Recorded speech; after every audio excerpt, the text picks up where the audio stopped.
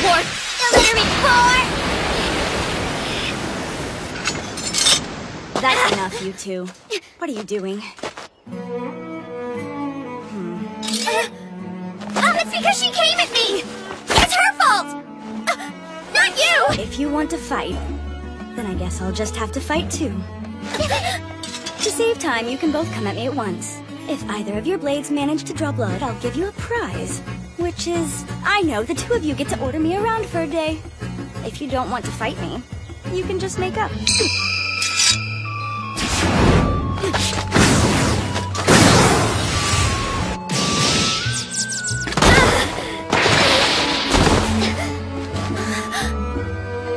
Want some more? You should only turn your dragon gear on another person when there's a good reason. And a feud like this isn't one. Now, shake hands and make up. Come on.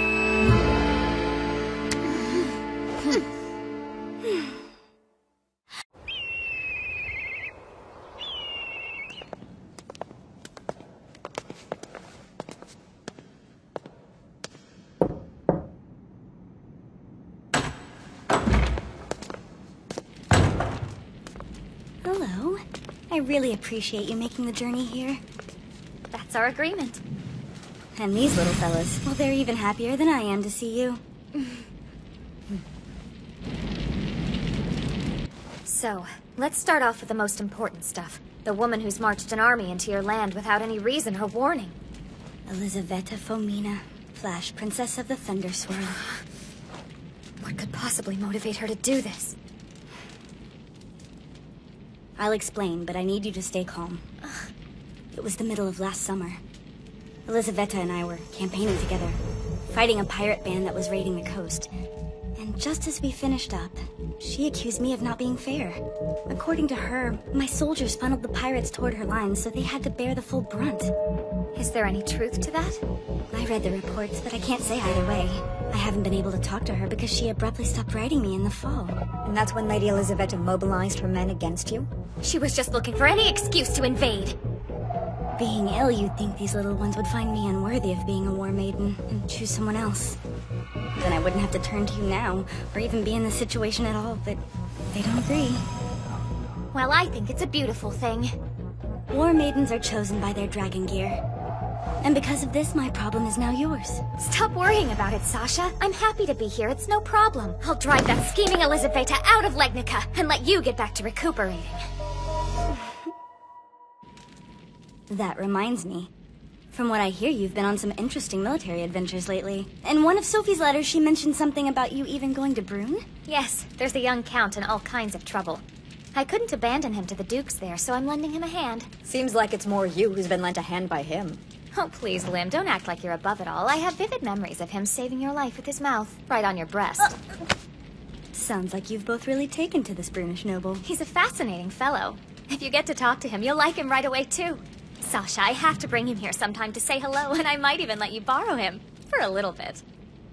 Well then, that all sounds like a lot of fun. I'll make sure I hold on a little longer. A Juk-Ted army?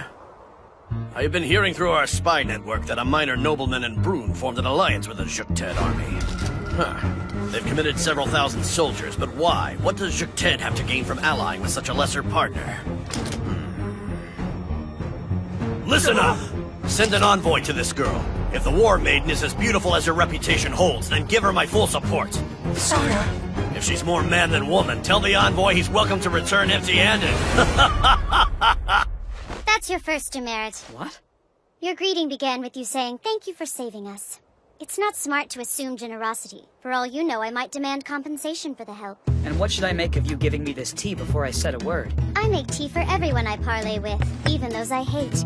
This way, if talks go badly, I have something to throw in their faces. All right, Ludmila, what are you doing here? Why do you think I'm here? Do you want me? I'm asking if you want me and the 4,000 men under me to be your allies.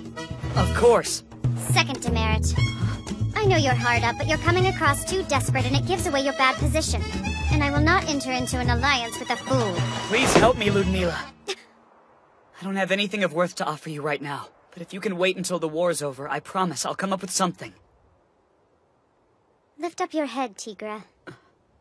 I wonder what's a better description. Are you honest out of moral conviction, or because you're a fool? Either way, you pass the test. So you are helping me? The negotiation is only just starting. First up, show me what my help is worth to you. In the battle at the Tatra Mountains, you guys were able to destroy the ancient citadel's rear gateway, right? The fact is, that gate had a very unique and very clever design. It got its structural strength from 3 plates of iron, with each plate having oak planks between them. Even Arifal couldn't knock down that gate. It was you who did it. Did she tell you to keep quiet? You know, I once bought into the idea that you were different. As straight and true with your words as you are with your arrows, and I want to believe that once again. So tell the truth. So this is it? I expected something more sophisticated for the shots you make. Hey, come on, that's a cherished family heirloom. Don't go bad-mouthing it in front of me. Why don't you use this bow to crush the invaders? It seems to be as powerful as a war maiden's weapon. I'm not sure what it's capable of, or if I can control it. Sometimes I black out from it. So I use its power only as a last resort. And you won't be using it much at all in these battles. The Supreme Commander can't black out while fighting an army of 40,000. You'll lose before you can even wake up. I'm sorry. That's how it is. Don't worry. I'm sure there will be plenty of other opportunities to see your powers in action. I'll leave my fighting terms with your bookkeepers, but since I know you have nothing right now, you can think of my services as a loan.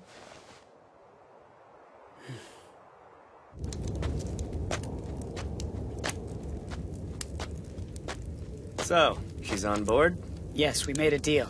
We just might survive. Maybe. Now how do you manage to pull all this off, Count Thorne? You don't have any riches or real political power, and yet starting with Eleonora Viltaria, you've won them over one after the other. The secret is virtue. Well, since you're feeling so virtuous, can I ask you to meet with one other person tonight? Hello? My men are worried that you're not feeling well. You have to try eating something. Be careful, it's still really hot. Why don't I try some first? Oh, that's good. My lord, can I please have your bowl of soup? I guess. This was supposed to be my dinner, though.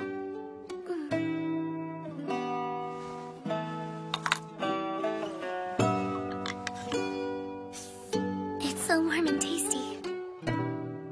What's your name? Regin. Nice to meet you, Regin. That's a lot shorter than my name. Count Tigra Vermid, right? You can just call me Tigra for short, it's easier. Tigra. I feel better now that you've eaten something, so have a good night, Regin. My lord, wait! What is it? There's a favor I must ask of you. Though my eyes may be of different colors, the view they see is unchanged. My lady! The scouts have returned. They report a force of 3,000 to the south. Their banner? They have 2. Paired swords on a yellow field, and a silver flash on black. Why, hello, Ellen. The United Forces of Legnica and Leitmeritz, commanded by Lady Eleonora, and the army of Libus, led by Lady Elisaveta, confront each other in Borislow, the northeast region of Legnica.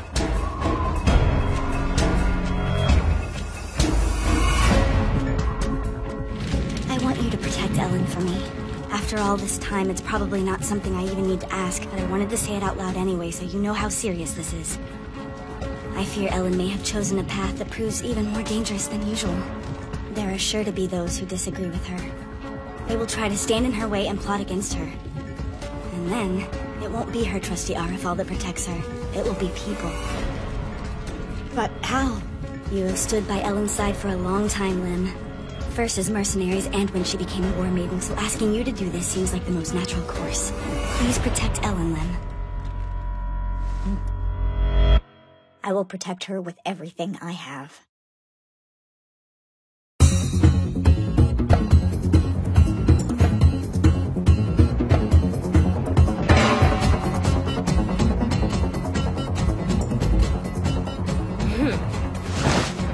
Forward, men! No time for talk, huh? Follow me, men!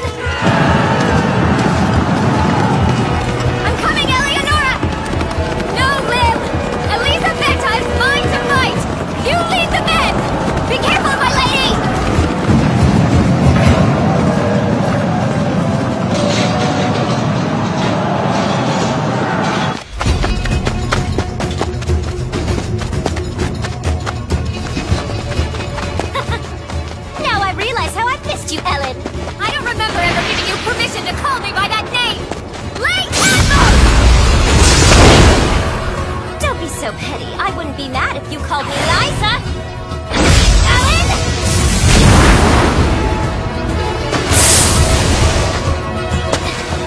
Just a warning, Ellen. The more you resist me now, the more it'll hurt later. Don't threaten me. It won't end well for you. Compared to the fighting in Brune, this is pretty easy going. Listen up! Soldiers of Legnica! Avenge your homeland against the invaders from Levi! The best thing I can do to protect my lady is to win this battle as quickly as possible.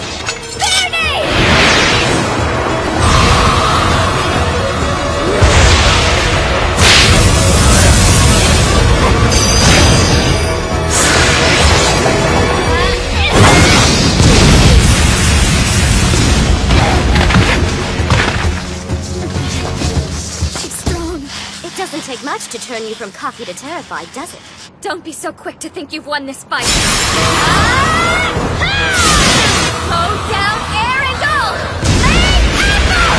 Pierce falls, leveling heaven and earth. Grand Latriga!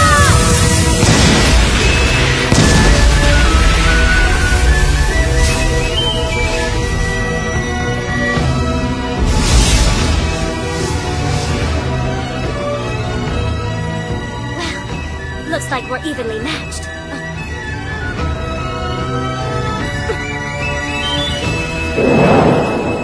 You managed to push me back. Perhaps you can beat me after all. I'm glad that arrogant head can still be rational. Don't you have more urgent things to do than trade blows and insults with me, Ellen? While you've been off on your little military adventure, the armies of Dukes Thénardier and Ganelon have been mobilizing. Until recently, they had been keeping each other in check, but Duke Ganelon's moving out his men as we speak. There's one thing I don't know, however. Who is the military target they're moving against? Duke Ganelon? Don't tell me you... Oh, one other thing. Muozinel is taking advantage of events and invading Brune with an army numbering almost 40,000. So once again, I'd say you shouldn't waste your precious time worrying about me. If you want my head, you're welcome to keep up this sideshow. But know this, even if I'm dead, my soldiers aren't going to just lie down and surrender.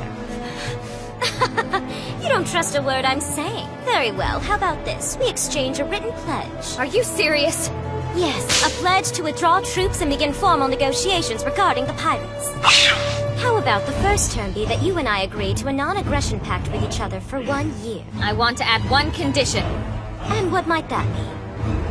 Say you're sorry to Sasha. I'll spare you from having to grovel. But I do want a sincere, honest apology. Very well, as you wish.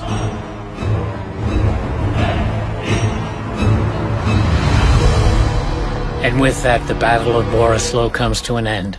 Both armies withdraw to lay the groundwork for a new peace. And with the Legnican army helping to speed their journey, the next morning sees Ellen and her forces leave for Lake Meritz. Don't do anything rash, Tigra. We're coming. Just one battle. We will defeat the Muozinel invasion force in just one battle. You think we can? It's not about whether or not we can. We have to. Sounds like Ellen. Another demerit. I know we've been at this for a while and you're tired, but you're responsible for thousands of men. Listen during war councils. Sorry. All right, let's go over it again. Your soldiers probably only have the strength to manage one more battle. It's not that I'm blaming them. I just hope this isn't too reckless. Well, we are used to taking risks, as long as you think it can work. It's the best move we have, just like when you fought against the army of 20,000. When you're outnumbered, wear down their strength by attacking their supplies, or kill their commander. In this case, hitting their provisions won't work. They'd wipe us out before we even got close to their supply train. Seems to me that you're describing a job for Sir Tigra Vermin's bow. Perhaps, but this enemy commander has real talent. Wait, you've heard of him before? Yes, his name is Shahin Balamir. He also goes by the nickname Barbaros, and he is the brother of the Muozinelian king. So he's famous. Must be, judging by how she talks about him. Oh, for crying out loud, Tigra. Hasn't Eleonora been teaching you anything about statecraft and politics? I guess not. I believe it happened 10 years ago. Basically, Sashstein built a navy of 1,000 ships to invade Muozinel. When this force entered Muozinelian waters, he beat them with just 200 ships. He won? Overwhelmingly. All of the survivors trembled at the very thought of him, and so, out of respect and fear, dubbed him Redbeard. It's Barbarossa in the Sashstein language, but when translated back to Muozinelian, this became shortened to simply Barbaros. This is the enemy commander we must do battle with and defeat. So listen closely, because we will win where others have lost. I see. It just might work, but you're right to call it reckless. Losing your nerve? Tell me, why are you sticking out your neck this far?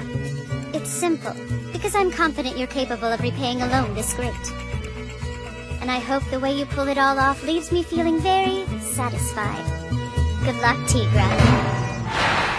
Following their scouting party's reconnaissance, the main Wozenellen force marches straight down the Agnes Royal Road. The 40,000-man army is divided into 7 divisions, which maintain a set distance between each other as they advance. By doing so, they have the flexibility to handle ambushes and flanking attacks. This is an innovation originally devised by Redbeard Courez. Let me think about this. Whether they be an army of Jutkted soldiers or Brunishmen, how will they reveal themselves?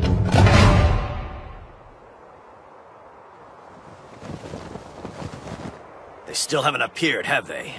There is some news, my lord. The envoy we sent to Jutkted has returned. Good. I've been waiting for this. My lord, they asked that I deliver their message orally. I shall now recite it. The reason we have marched here from our homeland in Jutkted is because a Brunish nobleman has asked for our support in his civil war. And? This, in contrast to your army, which has moved into Brune unlawfully. What? We would take no pleasure in going to war against you, but if you continue to threaten our Brunish ally, we will have no choice but to retaliate. Right. Without further incident, turn around and return from whence you came. Yeah. And that's all. In other words, leave if you know what's good for you and you won't get a sword through your gut. Thank you for remembering that long-winded ramble. You may go. Yes, sire. As much as it pains me to admit it, the War Maiden's accusations are correct. Wozenel has no legal right under any treaty or agreement to move into Brunish land. For all intents and purposes, I am clearly the aggressor at the head of an invading army. Ha! However morally correct the Brunish perspective, the Jutkted still have no right to point their fingers. Sire, there are 2 low hills directly west of the road in front of us. The enemy's taken up position behind the nearer of the 2. To the northwest, we've also discovered a commoner camp of 2,000 former slaves they liberated from Kassim. The people of Wozenel will lose all respect for us if we turn away after being threatened by a War Maiden. All right then, Ludmila Lori. We're staying here. Let's see which army it is that conquers Brune.